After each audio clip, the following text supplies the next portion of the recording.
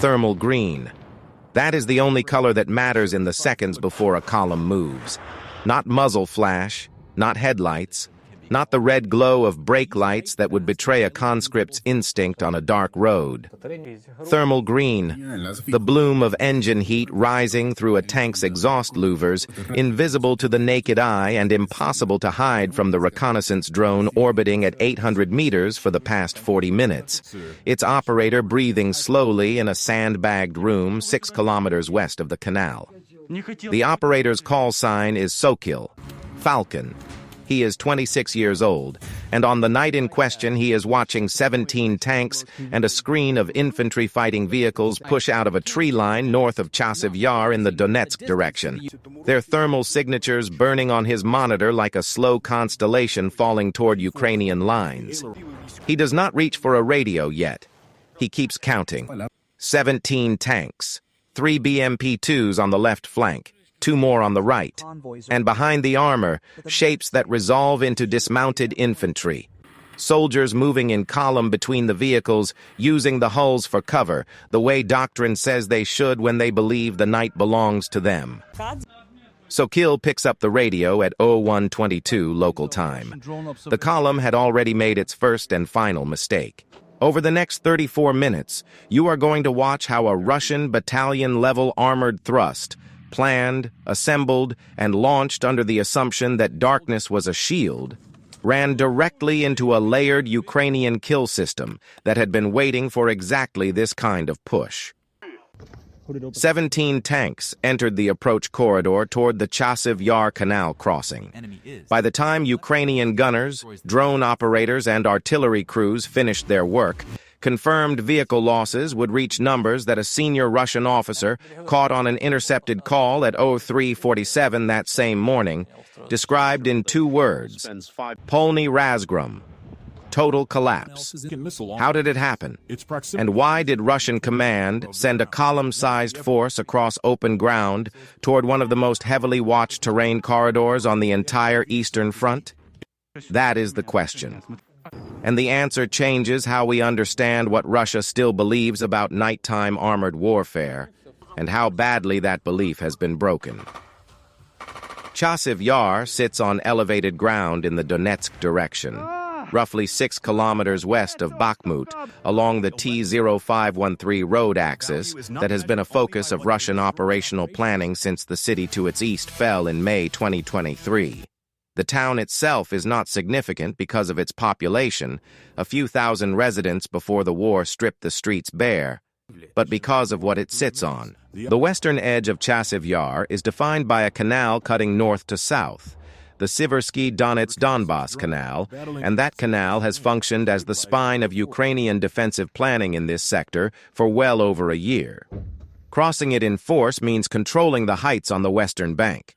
Controlling the heights means the ability to range Ukrainian logistics along the entire Kostiantynivka approach.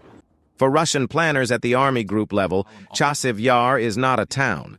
It is a key that, if turned, opens the next 40 kilometers of operational depth. Russia has been pressing at this sector since late 2023. Progress has been measured in blocks, in individual apartment buildings, in the grinding attritional exchanges that define this phase of the war. The 98th Guards Airborne Division, the 6th Combined Arms Army, elements rotated through from units bloodied at Avdiivka. Multiple formations have had their turn on this axis, and multiple formations have left equipment burning in the fields east and northeast of the canal line. What makes this night assault significant is not just the scale of the loss, though the loss is significant. It is the doctrine behind the decision. Russia sent a formed armored column, 17 tanks with BMP accompaniment and dismounted infantry, in a coordinated night push across open approach ground. This is not the tactic of a force that has learned from 2 years of drone-saturated warfare. This is the tactic of a command that believed thermal concealment, speed, and mass could compress the Ukrainian reaction window enough that the column would reach the canal line before a coherent defense could be organized. They were wrong. Here is exactly why. The terrain north and northeast of the canal crossing is a problem that does not care how many tanks you send. The approaches are channeled by a combination of tree lines, drainage ditches, and remnants of agricultural infrastructure, berm lines, access roads, field boundaries that force any armored force into predictable movement corridors. Ukrainian defensive planners have mapped these corridors exhaustively. Every lane of approach has been pre-surveyed for artillery. Every choke point has been assigned target reference numbers. The ground itself is an obstacle, and Russia was pushing its column down a funnel that Ukrainian sensors had been watching for weeks. 3 days before the night assault, satellite imagery, subsequently circulated in open-source analysis by accounts tracking Donetsk front movements, showed increased vehicle activity in a staging area approximately 4 kilometers northeast of the canal. The imagery showed T-72B3 and T-80BVM tanks clustered under tree cover, with support vehicles including fuel trucks and ammunition carriers positioned nearby. The density of vehicles was inconsistent with standard forward positioning and consistent with assembly for a deliberate attack. Here is the part that does not make sense on the surface. The Russian side clearly invested significant logistical effort in this assembly. Fuel was pre-positioned. Infantry was co-located with the armored vehicles. The attack was not a hasty, improvised thrust. It was a planned operation. And yet the planning apparently failed to account for the most basic operational reality of this sector in 2025, that Ukrainian reconnaissance capability had reached a point where any vehicle assembly large enough to constitute an attacking force was effectively visible from the moment it began to concentrate. Ukrainian thermal-equipped reconnaissance drones had been monitoring the assembly area for at least 48 hours before the attack. Multiple drone types were cycling through the observation mission, longer-endurance fixed-wing platforms for persistent area surveillance, and rotary-wing units for close targeting work when the column began to move. The 414th UAV Brigade, known informally as Magyar Birds, after the senior drone commander whose call sign became synonymous with precision strike work in this sector, had assets committed to this approach corridor as part of a broader effort to prevent exactly the kind of massed armored push that Russian planners were constructing. Ukrainian forward observers, positioned in camouflaged observation posts on the western bank of the canal, were also in the picture. One observer, positioned in a ruined industrial structure that had once been part of a ceramics processing facility, reported vehicle engine sounds beginning at approximately 0050 local time, more than 30 minutes before Sokil's drone acquired thermal contact on the moving column. The observer could not see the vehicles, but the sound profile, the specific acoustic signature of multiple T-series tank engines pushing at road speed, told him enough. He reported the contact to the fire coordination cell, which began alerting artillery crews. What the Ukrainian side had, in other words, was time. Not much time, but enough. This is where the story turns on a single tactical question, and it is worth pausing here because the answer determined everything that followed. The question is, at what point in the attack sequence do you engage a moving armored column? Engage too early, and you reveal your positions before the column has committed to the approach corridor. The column can halt, reverse, disperse. You expend ammunition. You give away sensor locations. The attack may be postponed, the column reconstituted, the next attempt better prepared. Engage too late, and the column closes distance. Vehicles reach the canal bank. Infantry dismounts under cover of the tank guns. Now you have a close-range fight on terrain that is costly to recover. Engage at the right moment. When the column has committed, when it has passed the last covered withdrawal route, when its momentum is driving it forward and reversal is tactically complicated, and you have the opportunity to destroy it as a coherent force before it can accomplish anything. Ukrainian fire planners chose the right moment, and they had rehearsed exactly this scenario. The column began its movement from the tree line staging area at approximately 01 local time, pushing southwest along a road trace that curved toward the approach ground north of the canal. The lead element was two T-80BVM tanks, the most capable variant in the Russian inventory, equipped with Contact 5 explosive reactive armor and the improved Stugna-U gunner sight that theoretically gives it a night fighting capability. Behind the lead tanks, the main body of the column stretched back approximately 800 meters, with tanks interspersed with the BMP-2 infantry carriers and dismounted infantry walking between vehicle lanes. Sokol's drone acquired the column at 0122, as noted. What the drone footage showed, and what was subsequently confirmed by Ukrainian military reporting, was that the column was moving at a rate consistent with a deliberate attack rather than a reconnaissance in force. The vehicles were not spreading out. They were not running lights or using thermal suppression countermeasures. They were advancing in column under the cover of darkness, apparently confident that their thermal signatures were not being tracked. The Fire Coordination Cell received Sokol's targeting data at 0124. At 0131, the first loitering munition was authorized for release. Ukrainian forces in the Chasiv Yar sector have access to multiple loitering munition types, including domestically developed variants and transferred systems from allied nations. The specific platform used in the initial engagement is identified in Ukrainian military reporting by category rather than by name. But the operational profile, a one-way attack drone carrying a shaped charge or thermobaric warhead capable of terminal guidance to a thermal target, matches systems like the Warmate, the Switchblade, or Ukrainian-developed equivalents that have proliferated in significant numbers along the Eastern Front by 2025. The first strike hit the third vehicle in column, not the lead tank, but the third. This is significant and deliberate.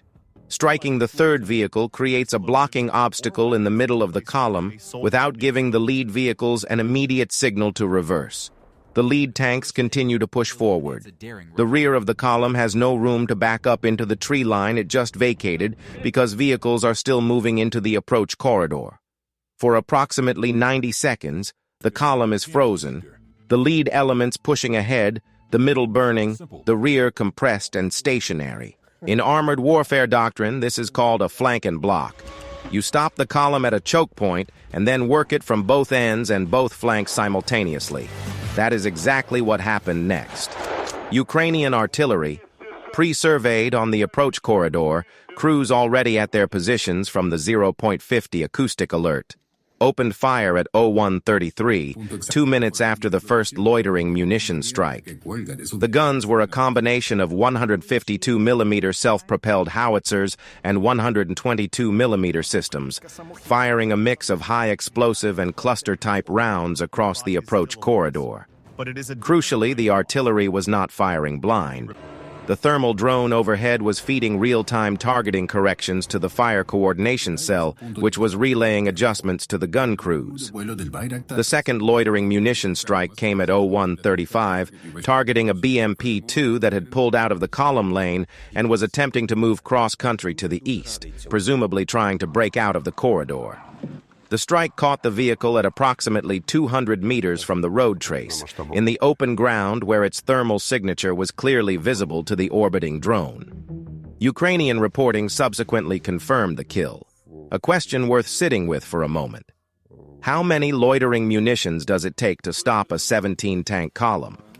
Think about that before we get to the answer, because the number tells you something important about how Ukrainian combined arms coordination has evolved. By 0140 local time, 8 minutes into the engagement, the column had effectively ceased to function as a coherent attacking force. Lead vehicles had halted. Rear vehicles were attempting to reverse, but were blocked by the burning hulk of the vehicle struck in the initial loitering munition attack. The infantry that had been walking between vehicle lanes was dispersing, moving off the road trace into the adjacent fields, which removed them from the immediate artillery impact zone, but also stripped them from their vehicle cover and left them exposed to subsequent drone observation. This is one of the more brutal tactical realities of the drone-saturated battlefield. The counterintuitive answer to being caught in the open is almost always to find cover and go static. not to move. Movement in open ground at night against a thermal observation asset is simply visible. Every running soldier produces a heat signature. Every dispersing infantryman becomes a trackable target. The Russian infantry dispersing from the halted column was attempting to do the right thing, get off the kill zone. But in doing so, they were moving into a kill area where Ukrainian FPV drone operators had been given target authorization. FPV strike teams had been pre-positioned for exactly this contingency. Multiple small teams, each operating 2 to 4 FPV drones with anti-personnel warheads, were staged at positions within their operational radius of the approach corridor. When the column halted and infantry began dispersing at 0140, the FPV operators received targeting authorization and began prosecuting individual targets. What happened over the next 12 minutes is reconstructed from a combination of Ukrainian drone footage, released in edited form by military accounts tracking the sector, and from subsequent Ukrainian general staff reporting on the engagement. The footage shows thermal and daylight spectrum views of the approach corridor, with vehicles burning at multiple points along the road trace and the surrounding fields. Vehicle 5 in the column, identified by Ukrainian OSINT analysts as a T-72B3 based on hull geometry visible in the drone footage, was struck by a second loitering munition at 0141 and began burning immediately. The detonation of the vehicle's ammunition storage, the catastrophic kill that sends the turret skyward, is visible in the thermal footage at 0142, approximately 60 seconds after the strike. Vehicle 11, a BMP-2 that had turned broadside to the road, apparently attempting to orient its gun toward the drone it had detected, was struck by 2 near-simultaneous FPV strikes at 0143. Ukrainian drone operators have developed the tactic of coordinating dual strikes on the same target to ensure a kill even against vehicles with ERA protection. The BMP-2 had no such protection, and the double strike was definitive. The lead tanks, the 2 T-80BVMs at the front of the column, had pushed far enough forward by this point that they were past the initial strike area and had reached the edge of the final approach to the canal bank. Here, the terrain worked against them differently. The approach to the canal narrows significantly, channeled between drainage infrastructure and a raised berm on the northern side. The 2 tanks had nowhere to maneuver.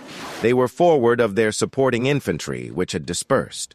They were in the thermal sights of Ukrainian direct fire positions on the western bank of the canal.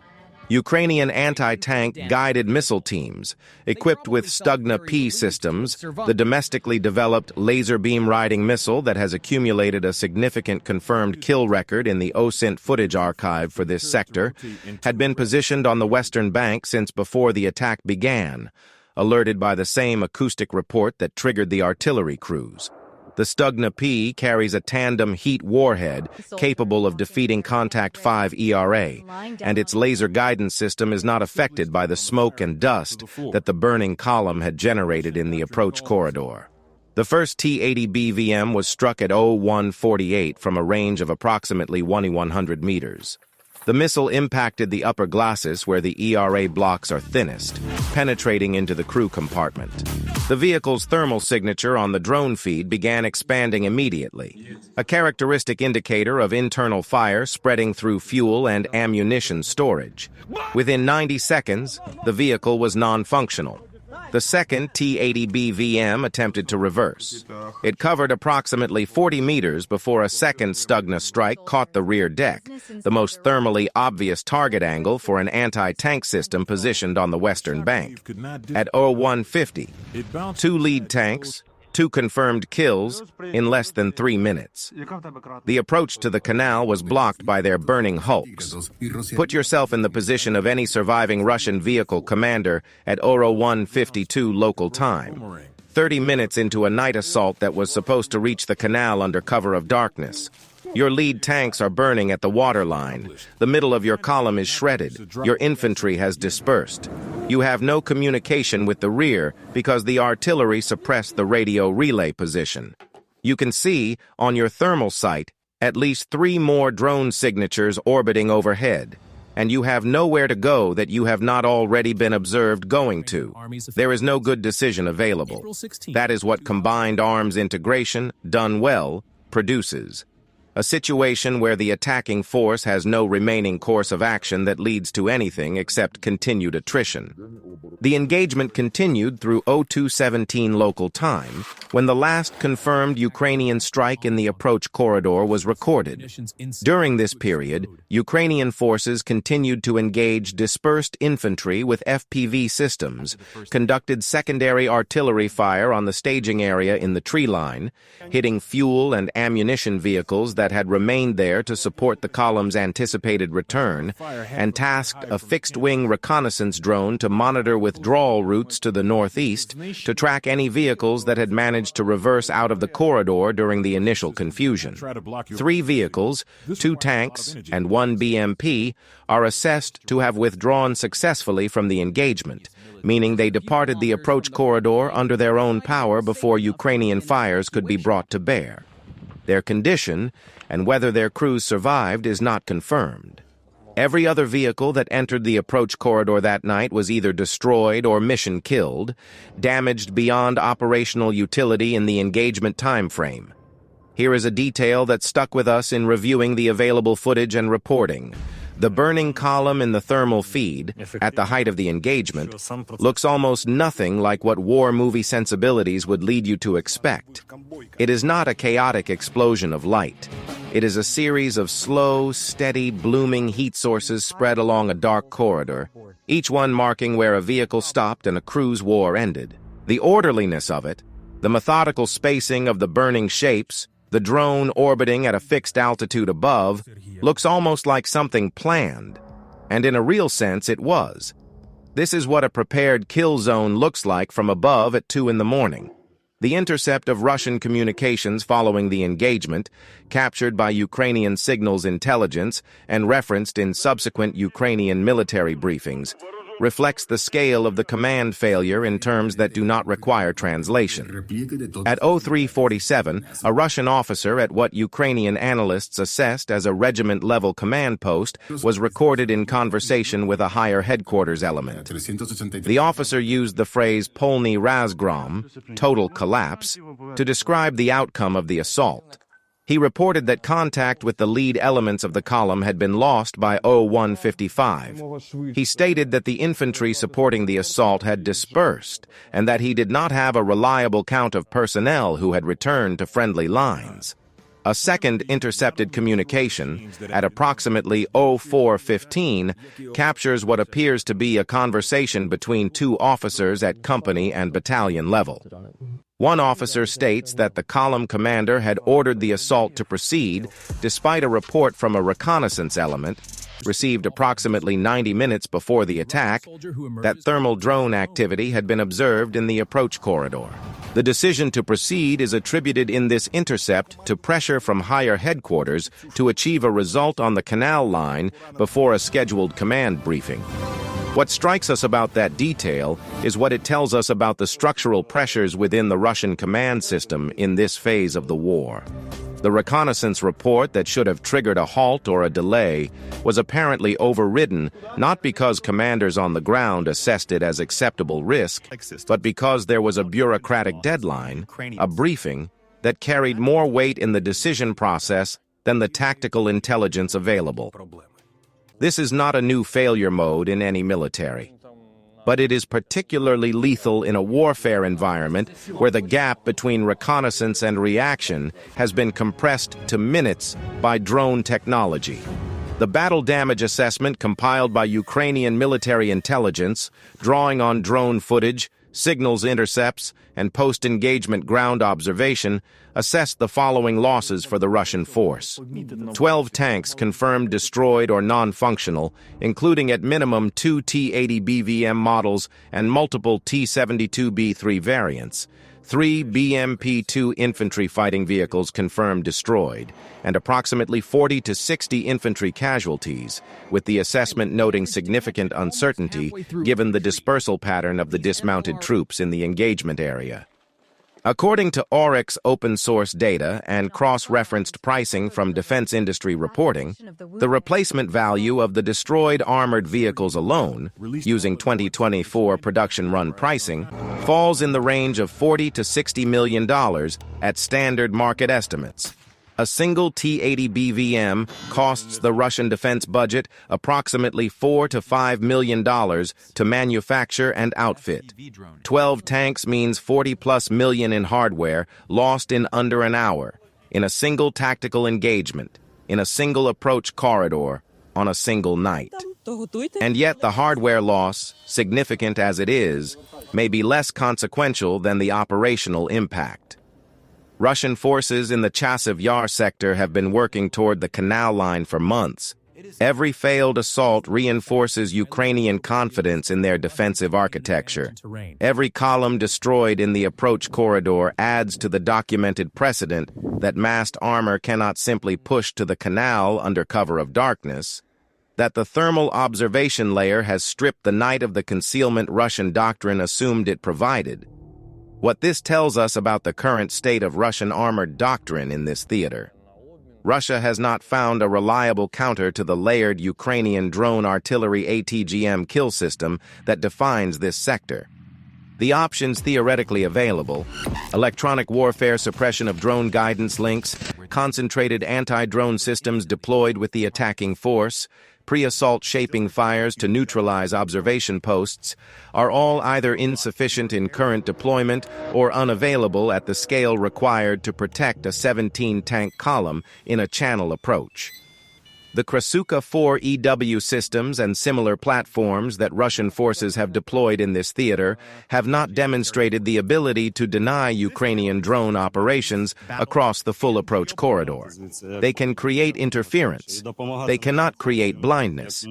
If the Russian command had deployed this assault force with adequate EW support, comprehensive counter-drone fire, and pre-assault strikes on the Ukrainian observation infrastructure, would the outcome have been different? Possibly. The Ukrainian kill system is not invulnerable.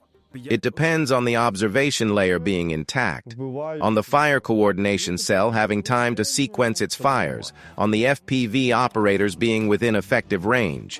If any of those elements had been degraded before the assault began, the window for Ukrainian response would have narrowed. But degrading those elements requires the kind of deliberate combined arms preparation that, based on the timeline of this assault and the intercepted communications suggesting command pressure to proceed, was apparently not conducted. This is the institutional problem that Russia has not solved. The tactical knowledge that drone-saturated terrain requires pre-assault shaping is not absent from Russian military doctrine. It is present in writing, in after-action reports, in the institutional memory accumulated from 2 years of these engagements. The gap is between knowledge and execution, and that gap is driven by the same command culture that overrode the reconnaissance report on the night of this assault. The pressure to show results, to meet timelines, to report progress upward, regardless of whether the conditions for success actually exist. Here is the take that will probably draw some pushback, and we offer it directly. Russia's problem in this sector is not that they lack capable soldiers or functional equipment. The T-80BVM is a legitimate main battle tank with genuine capability. The troops that walked into the approach corridor were not incapable of fighting. Some of them evaded, dispersed, and returned to friendly lines despite the chaos. The problem is systemic. It is a command culture that treats tactical intelligence as subordinate to administrative timelines. And that problem cannot be solved by sending more tanks. You can replace hardware. You cannot, in the middle of a war, rebuild the decision-making culture of an institution. If you are following this conflict seriously, this engagement matters for reasons that extend beyond the vehicle count. The Chasiv Yar canal line has been stable as a Ukrainian defensive anchor for over a year. Every failed Russian attempt to cross it reinforces that stability. But Russian operational pressure in this sector has not diminished. The tempo of attempted assaults, measured across multiple Ukrainian military reporting sources, suggests that the command continues to prioritize this axis. The question is whether the failure pattern of this particular night will produce any genuine doctrinal reconsideration, or whether the institutional pressures that sent 17 tanks down a watched corridor will simply reconstitute the next column and send it the same way. That is a real question, and it does not have a clear answer yet. Comment what you think. Does a loss of this scale on a single night force Russian operational reassessment in this sector, or does the command culture you have just heard described simply absorb it and press on? The canal line held. The heights above Chasiv Yar remain in Ukrainian hands. The supply roads that run west through Kostiantynivka, which Russian planners needed to range from the western bank, are still beyond Russian fire control. 17 tanks entered a corridor in the dark. The thermal signatures burned on Sokil's monitor until he ran out of screen space to count them. Something about that image stays with you. Not the scale of the destruction exactly, but the gap between what the attacking force believed they were doing, pushing through darkness, using mass and speed to overrun a defensive line before it could respond, and what they were actually doing, which was advancing into a sensor web that had been observing them for 48 hours, into a fire plan that had been rehearsed against exactly this approach corridor, into a kill zone that was already armed and waiting before the first tank crossed the line of departure. The night did not belong to them. It had not belonged to them for a long time.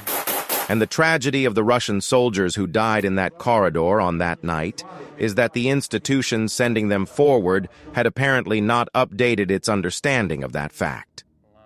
The 414th UAV Brigade and the artillery and ATGM crews who executed this engagement did not do anything that had not been done before in this war. They executed a prepared defense competently against a force that came at them in a predictable way through a surveilled corridor. The skill is real, but the fact that it keeps working, that Russia keeps sending formed armored columns into prepared positions as if the previous 20 times this happened did not produce the same result, is the most significant tactical fact emerging from this engagement. 3 questions to leave you with, because they do not have settled answers, and they are worth thinking about as this sector develops.